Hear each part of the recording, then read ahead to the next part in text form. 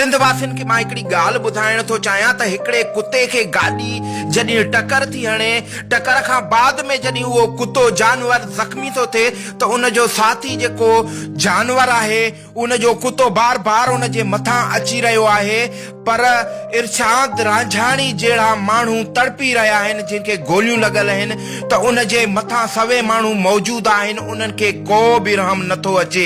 याने साफ़ इन मां ज़ाहिर आहे त हिन जानवर कुते जहिड़ा बि उहे माण्हू न हुया जिन जी दिल में थोरो बि एहसास न पियो थिए जॾहिं इरशाद रांझाणी तड़पी रहियो, उन जी बेवसी पंहिंजी ॾेखारी रहियो, केॾो मजबूर हूंदो उन वक़्तु। छा इहे सवे माण्हू जेके सवे माण्हू मौजूद हा उन्हनि जी दिल में थोरो बि रहम न आयो त इरशाद रांझाणी खे खणी हॉस्पिटल पुॼायूं?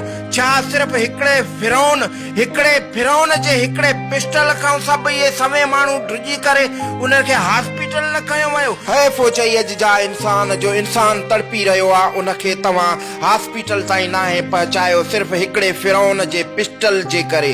अड़े तव्हां खां इहो कुतो बहितर आहे जो बार बार पंहिंजे कुते साथी जानवर जे मथां ज़ख़्मी जे मथां फेरा पियो ॾे। अड़े इंसान, अॼु जा इंसान मर्द तव्हां ना मर्द आहियो। जे तव्हां मर्द हुजो हा त हिकिड़े फिरौन खां न ड्रिजो हा ऐं इरशाद खे ईअं तड़पी तड़पी मरण न ॾियो हा, तव्हां उनखे हॉस्पिटल ताईं खणो हा।